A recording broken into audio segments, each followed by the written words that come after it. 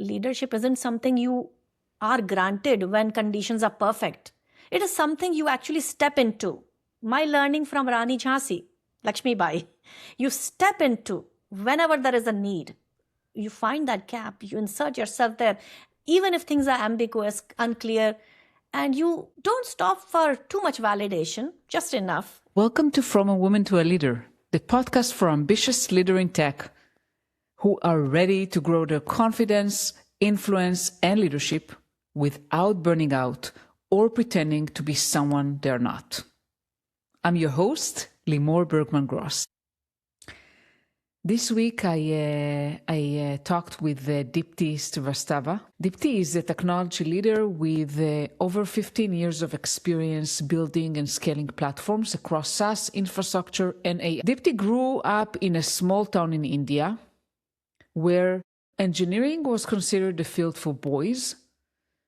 And she moved into Silicon Valley. She raised a family. She built a career leading globally distributed teams. In this conversation, we talk about the seasons of your career and also why family and ambition are not competing priorities. We also talk about the 3 leadership principles Dipti relies on to build trust and drive ownership at scale, and what it actually means to step into leadership when nothing feels certain. So for those of you who are wondering, is it possible to do both, right?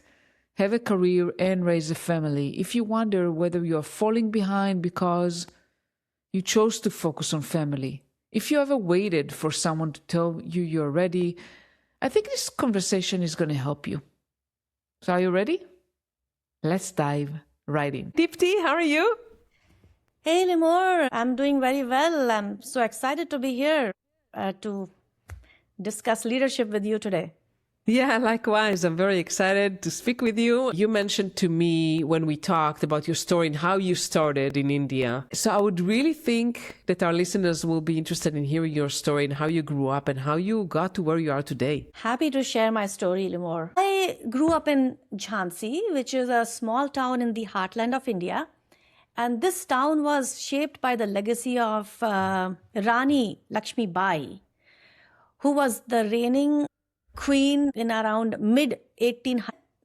I'll just give a little bit background about her story, which represented a lot of courage, self-respect, responsibility, and ownership, like lived values, because she lived through them. And growing up there as a little girl and as a teenager, that pride and sense of responsibility was all around you. Men and women alike, actually, more for women. And it is not a legacy that was just in the textbooks in the schools, but it was part of the atmosphere. And you really grew up with the idea that when rubber meets the road or things get really hard and tough, somebody steps forward, right? So moving on to my formative years when I decided to study engineering, there weren't any girls around me doing that. And even the idea of engineering itself was very narrow. People asked me, why was I taking engineering entrance exams? And those exams were really not something that I grew up knowing much about because it was for the boys. Yeah. Engineering was seen by people around me as something like civil, building buildings, mechanical, building, engines and heavy electrical, all these industrial fields. And computer science and things like that were not something associated with engineering yet. And there were also assumptions like engineering required physical strength and girls were better suited for teaching, medicine, and other kind of desk jobs. And truly, I didn't experience that as like a hostile environment, but more like it was a reflection of I think the mental model of the people around me. Right? But when I got selected into engineering, I immediately started getting support and there was a pride in my family, in my community, people around me. And fast forward, I moved from the small town Jhansi to Silicon Valley. It was another defining shift for me. And in my life, it wasn't just a geographic move, right? It was cultural, very different cultures, professional because I, advanced my career here and personal. So I got higher education, did my master's, took a job. And I think there were periods, Limor, where I chose to focus on family and raising my children, and periods where I completely leaned in. Yeah. I'd say it was important as a woman for me not to treat those as competing priorities, but as different seasons in my life that shaped how I lead with empathy, with perspective. And as I continued to step into leadership role as my career advanced, I found myself from drawing from all of it, from my early formative years to my education, from my transition from through different cultures, systems thinking, responsibility for outcomes, and how technology is sort of benefiting people and changing their lives. So yeah, from there, my career evolved across platforms. I would say globally distributed teams, large-scale systems, and whether I'm leading teams, building platforms, or working on AI today, that hasn't changed. Wow. First of all, I mean, your story is really inspiring, Dipti, and kudos to you for choosing going with what you wanted, going with, oh, I want to be an engineer, despite the fact it was considered a very muscular field in India, and then pursuing your master degree in the US. That's probably was a very big change, right, to move to the US. And you mentioned also the seasons in life. And I think this is an important message that I want maybe to touch a little bit because, one of the things that I noticed, because I also moved to the US, I have 4 children.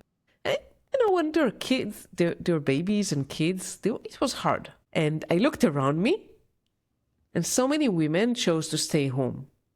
And I was like asking myself, for me, it was clear like that I wanted to grow my career, but I was asking myself like, why is it happening? And I think it's important to talk about like, how do you do that? How, because obviously you grew in your career. How did you kind of balance that or chose where to focus your energy? How those seasons look like to you? So basically, I think you have to have your, just like in any project or when leading teams, you have to have your priorities clear. So you have to have clarity on what your end goal is. You have to have your priority, you have to have clarity on your end goal, and basically how are you going to measure success in your personal life, right? Like what defines that? So for me, early on, I wanted to get an education because I knew that that's a way for me to succeed. So once I completed that goal, I completed master's. The next thing was I wanted to make sure I had a family, and I really wanted to step back, take a job which allowed me some space to grow my family, take care of my little boys. And that part was tough. I want to acknowledge that.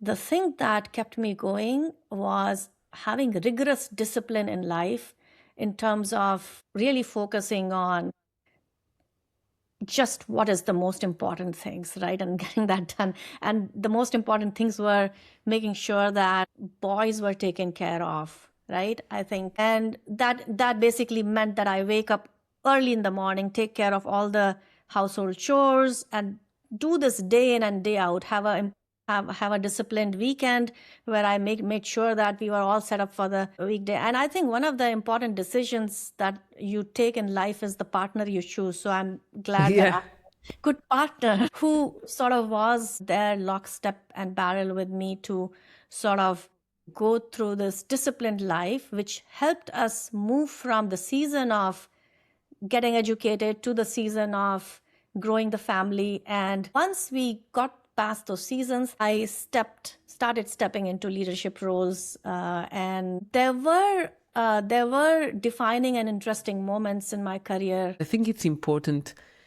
message to give to other women that yes, you can build a family, raise a family, and still grow your career. And as you said, you have to be very organized. Seems like you are very, very organized. Prioritization was key, right? Prioritizing everything. Yep. Although it wasn't easy, and I know how it is, it's not easy, but it's possible. And you said, okay, sometimes I may take maybe a little bit a step back and choose a job that allows more flexibility. Yeah. And later on, when when I have more possibilities, I will focus more on growing my career. Absolutely. I fully concur with that. And I think women more than even men, right? Like we are sometimes the primary caregivers for children, for elderly. And I think, and also the de facto folks responsible for the house, keeping the house running and stuff like that. But really developing that understanding with your partner, also understanding the different phases of life for your partner and for yourself, and the needs of your family, children, elderly, in different phases, and balancing it out. I have heard from other women where they sort of like the husband and the wife, they'd never changed the job in the same year, for example. So those kinds of things, if you sort of keep in mind as you progress, when to speed up, when to slow down and step back, when you need some flexibility and space, I think it really goes a long way in really having an intentional career development and progress. For sure. Thank you so much.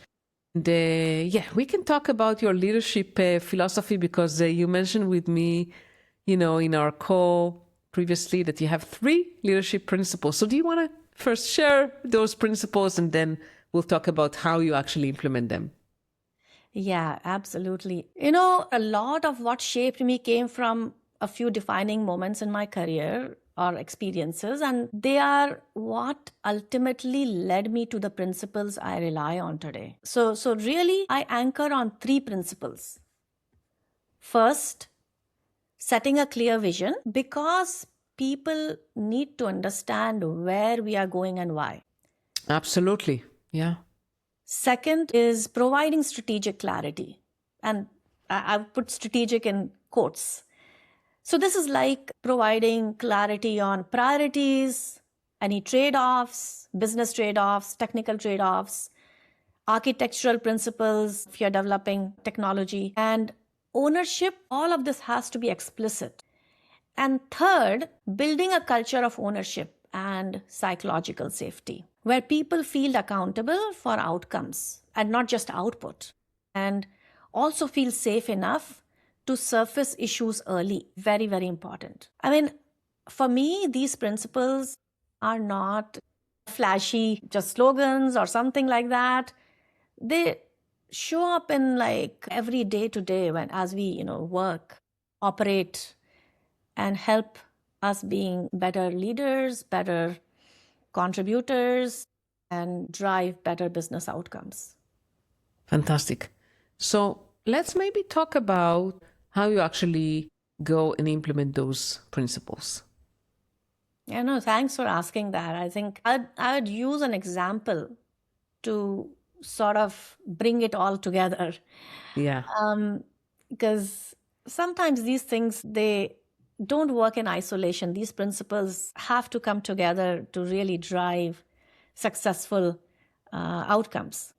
So the one example that really brings this to life, in my view, is the cross-product platform work that I led at Equinix. At that time, Equinix had more than a dozen enterprise SaaS products, and each was built by strong, dedicated teams, but they were operating independently and customers were using them independently. We were getting feelers from customers that they were feeling that fragmentation, the same company, but different products, and with different onboarding workflows for users, inconsistent customer experiences, and no clear platform foundation. So generally, the leadership instinct in these situations is to let's centralize, let's mandate all products to use a common platform for consistency. But we did not do that. So instead of starting with just a common architecture only. We aligned across the board with 14 plus product leadership teams on a shared cross-product platform vision first, right? And a strategy about what needed to be consistent, what could remain flexible, and what success looked like for customers and for our teams also. So basically, we started with clarity. Yeah.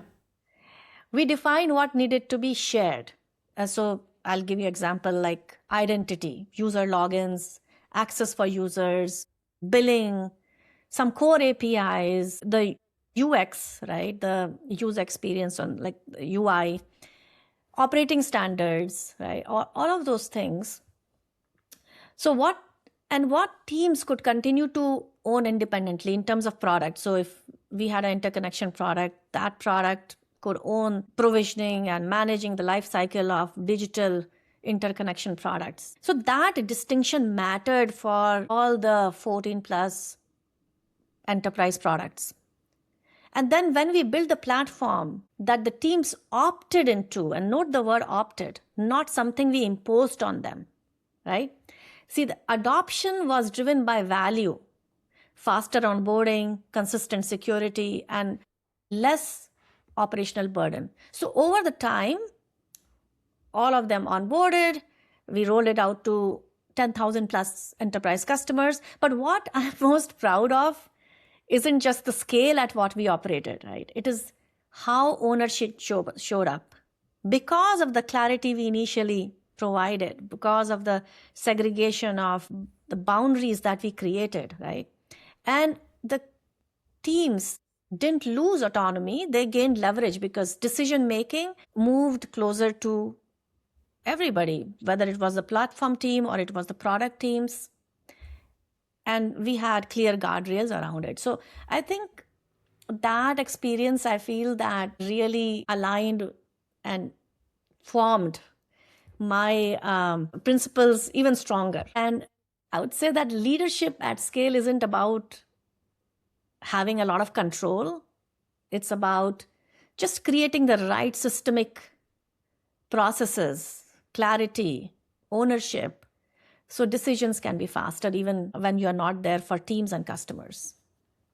Wow, that's a wonderful story. So I'll just summarize kind of what I got from that. So first of all, you before going, and this is, something that a lot of, especially people, very technical engineers, they tend to run into the, how are we going to, to the details, right? You said you had a problem statement, you had multiple products, no unification, and customers were suffering from that. And instead of just going, okay, let's just create one platform, whatever, you didn't jump into architecting it or implementing. You said, okay, let's take a step back and let's first define. And I like to use Stephen Covey's, principle, begin with the end in mind, right? You start, let's look how it should be at the end. What success look like? What is actually important? Yeah. What is not so critical? Yeah. And that, I think, gives people understanding of, why are we even doing that, and what's going to be the benefits? Absolutely. Absolutely. I mean, I think the key question to answer for both the internal products for adoption and for the customers is, what is in it for me, right? How does that help? So I think as soon as we answered that question, not only we had the vision, like you mentioned, and clarity around that, but about the strategy on how to go about it. And then what are the clear areas of ownership across the platform and across the products. So I think that sort of nails down the three principles that I talked about. Definitely.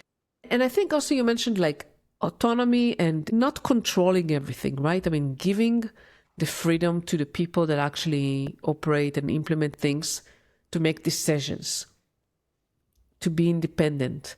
So you don't have to micromanagement and tell them exactly what to do. Yeah, I think that's a great observation and a question, right? I mean, I'd love to talk about how much and how important autonomy is, empowerment is. And empowerment does not just come like that. It comes from two things: trust and structure. So as a leader, it's important to continuously evaluate how your org is structured, because that is going to drive autonomy and decision making and empowering teams and leaders in your org. And the other is trust. I mean, trust is really foundational across the board, whether it's for getting alignment, whether it is making complex decisions. And so trust and structure are both important, not one without the other, for empowerment, right, and autonomy. So I've seen that people in teams grow fastest when expectations are clear from them, because they can then meet those expectations. They can plan their paths, and when ownership is clear and explicit. So that was one of my key goals as a leader. So I really focus on making decision boundaries very visible. Who owns what, right? What good looks like, and how we evaluate outcomes together, right? That's important. So at Equinix, for example, when we were doing these this major complex platform transformation, as the enterprise product teams adopted shared platform capabilities of user login, global billing, new UXs, and things like that, we paired it with a you build it, you run it. So teams, whether it's product or platform, did not just ship features, right? They owned the reliability of the end product. They owned the operational readiness, and they owned the customer impact. So I think that kind of ownership, Limor, really changes how people show up. I saw people really grow from just being like coders and developers to getting an outside-in mindset of how their products is being used, what they build, features and capabilities are being used by the customers or perceived by the customers. And they brought that back in to build even better products with quality and providing better support, right? So I would like to also mention that at the same time we did you build it, you run it. That's not theoretical. We actually introduced a goalie model, which is like a 24/7 product support with pager kind of a duty with escalation paths, right? So which told everybody that, which provides support to our customers and also for all the team members without taking their ownership away. So support and ownership go hand in hand. And the message, like what leadership gave, was clear, that you own the system. And leadership, we are there with the escalation paths to have your back when there is pressure. And believe me, in engineering and tech leadership, there are times when things... I know.